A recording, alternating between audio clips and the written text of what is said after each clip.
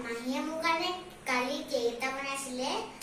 তো খাই বহুত ভাল লাগিলে বহুত টেষ্টি লাগিলে তো কাৰণে আজি মই ৰিকুৱেষ্ট কৰিছিলোঁ কি আজি কেক এটা বনাবলৈ তাই মোক ৰিকুৱেষ্ট কৰিছিলে এটা কেকৰ বাবে আৰু মোক বহুতে সুধিছিলে বেচিক স্পঞ্জ কেকৰ যিটো ৰেচিপি মই তাৰ বাবে কণী 3টা লৈছোঁ আৰু লৈছোঁ 1 কাপ জোখৰ ময়দা আপোনালোকে কাপৰ জোখটো নিশ্চয় মন কৰিছে আৰু 1 কাপতকৈ 2 চামুচমান কম ৰিফাইন্ড অইল আৰু লৈছোঁ গোটা চেনি আমি এই চেনিখিনি মিক্সিত ভালকৈ পিহি গুড়ি কৰি ল'ম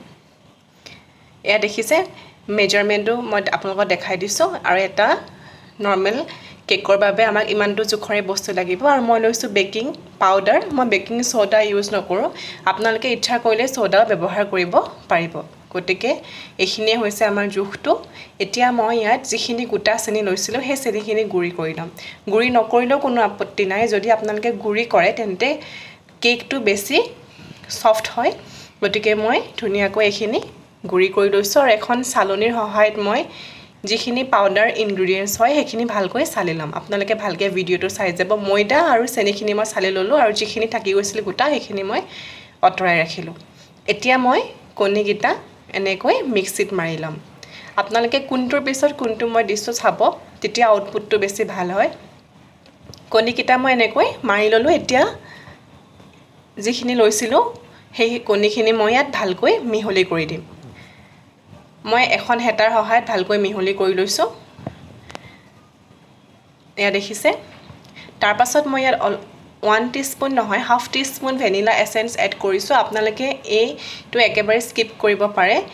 যদি কোনোবাই কণীৰ গোন্ধ যেটো আহে ভাল নাপায় তেন্তে ভেনিলা এসেন্স এড কৰিব পাৰিব মই ইয়াত ৰিফাইন অইল দিছোঁ যিখিনি জোখত লৈ লৈছিলোঁ সেইখিনি একেবাৰে লাষ্টতহে দিছোঁ নিশ্চয় মন কৰিছে গোটেইখিনি ভালকৈ ঘুটি লোৱাৰ পিছত বস্তুখিনি তাৰ পাছতহে মই ৰিফাইন অইল দি পেলাই ভালকৈ বনাইছোঁ পেষ্টটো তেতিয়া কেকটো বেছি ভাল হয় আপোনালোকে দেখিছে তাৰ পাছত মই ইয়াত দিছোঁ বেকিং পাউডাৰ হাফ টিস্পুন নহয় হাফ টিস্পুনতকৈ অলপমান কম বেকিং পাউডাৰ দিছোঁ আৰু এইখিনি ভালকৈ মই মিহলি কৰি ল'ম বেকিং সোডা আপোনালোকে 1 পিঞ্চ দিব পাৰে কিন্তু বেকিং সোডা দিলে যেটো ময়েষ্ট হয় হেতু অকমান নোহোৱা হৈ যায় আৰু মই এটা জোখৰ কেক টিন লৈছোঁ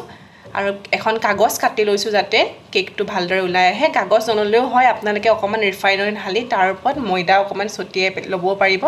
মই ইয়াত কাগজ এখন লৈ লওঁ তেতিয়া ওলাই অহাত কেকটো সহজ হয় আপোনালোকে ৰেচিপিটোত ভালকৈ চাই যাব কেনেকৈ মই বস্তুখিনি মিহলালো বা কেনেকৈ বনাইছো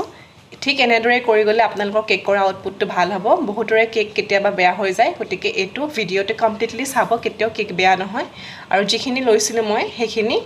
মই কমে 10 মিনিট মান সময় হাতেৰে ফেটিছো তাৰ পাছত মই এনেকৈ যেটো টিন লৈছিলো সেই কেক টিনটো ৰিফাইন অইল গ্ৰীজ কৰি ইয়াত এনেকৈ দি দিছো যেটো কেক মই বনাইছো হেতু কেক আপোনালোকে ফ্ৰষ্টিং কৰিবৰ বাবে ব্যৱহাৰ কৰিব পাৰে কিয়নো হেতু কমপ্লিটলি হোৱাইট হয় বাহিৰ ভাগটো দেই না যায় আৰু বহুত সফট হয় গতিকে যেটো ফ্ৰষ্টিংৰ কেক হয় সেই কেকটোৰ নিচিনাই সম্পূৰ্ণ কেকটো হয় গতিকে আপোনালোকে ইচ্ছা কৰিলে ক্ৰীম কেক হিচাপে এটো ব্যৱহাৰ কৰিব পাৰিব মই এটো সিম্পল কে দেখাইছো আপোনালোকক গতিকে এয়া হৈ গ'ল আমাৰ মই এতিয়া কিহত বনা আপোনালোক দেখাইছো আপোনালোকে অভেনত দিব পাৰে আৰু মই দেখিছে এটো মোৰ কলা হৈ গৈছে কেক বনাই মই ৰাইস কুকাৰৰ ভিতৰৰ যেটো বোল পাই হেতু লৈছো কাৰণ তাত হিটটো বহুত ভালকে পায় মই এটো বনাই ভাল পাওঁ এনেকৈ এটা ষ্টেণ্ড দি লম যাতে তলফালৰ পৰা হিটটো নাহে আৰু যদি কেৰাহিত বনাই মই দেখুৱাই দিছো আপোনালোকে কেৰাহিটো এনেকৈ এটা ষ্টেণ্ড দি ওপৰত দি এখন ঢাকন লগাই দিলে হ'ব গতিকে মই এটো লম আৰু ইয়াত হিটটো বহুত ধুনীয়াকৈ আহে ইয়াত মই এনেকৈ এটা ষ্টেণ্ড লগাই লম তলফালে যদি আপোনালোকে ষ্টেণ্ড নিদিয়ে তেতিয়া তলফালৰ পৰা হিটটো বেছিকৈ আহিব আৰু তলফালৰ পৰা কেকটো ড্ৰাই হৈ যোৱাৰ বা কলা পৰি যোৱাৰ চান্স থাকে গতিকে এটো সিস্টেমত বহালে দেখিছে মই গেছটো এতিয়া সিমত ৰাখিম এটো বনোৱাৰ আগত আপোনালোকে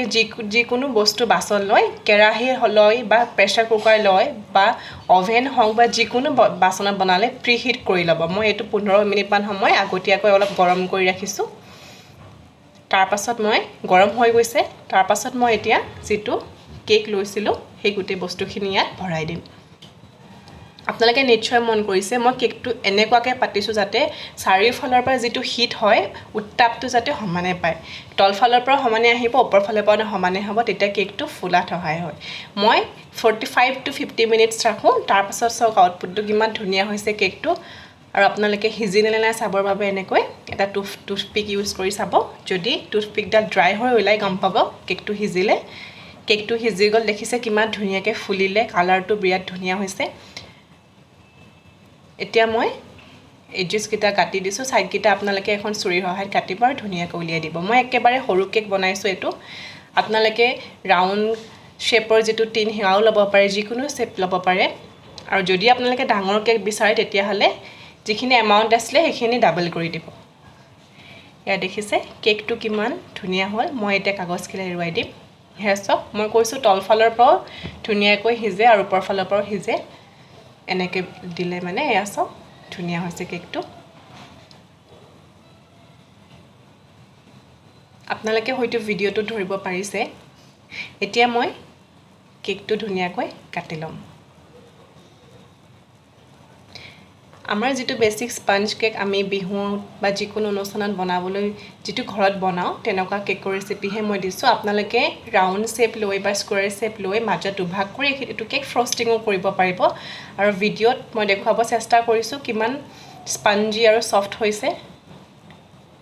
আপোনালোকে নিশ্চয় মন কৰিছে দেখিছে কিমান ছফ্ট হৈছে আৰু এইটো কেক খাবলৈও বহুত ধুনীয়া হয় লগতে ক্ৰীম কেক হিচাপে বনাবলৈও বহুত ভাল হয় এতিয়া মই এইখিনি ধুনীয়াকৈ এখন প্লেটত সজাই দিছোঁ আপোনালোকে ভিডিঅ'টো কেনে পালে জনাব মই ভালদৰে আপোনালোকক দেখুৱাবলৈ চেষ্টা কৰিছোঁ যাতে আপোনালোকৰ কেকটো ভাল হয় আউটপুটটো ভাল আহে কিবা থাকিলে মোক কমেণ্টত সুধিব আপোনালোকে দেখিছে আমাৰ বেছিক স্পঞ্জ কেক ৰেডি হৈ গ'ল আৰু এতিয়া মই ষ্ট্ৰবেৰী চিৰাপ দি অলপমান ওপৰত চাৰ্ভ কৰিছোঁ আপোনালোকে কেকটো ঘৰত ট্ৰাই কৰিব সকলোৱে কেক খাই ভাল পায় নিশ্চয় আৰু এইটো ট্ৰাই কৰি চাব যদি মোৰ চেনেলটো আপোনালোকে ছাবস্ক্ৰাইব কৰা নাই তেনেহ'লে ছাবস্ক্ৰাইব কৰি দিব মই নতুন নতুন ভিডিঅ' আপোনালোকলৈ লৈ আহিম ভিডিঅ'টোৰ শেষলৈকে চাওক আমাৰ মৰমৰ অনুষ্কাই খাই কেকটো বিৰাট ভাল পালে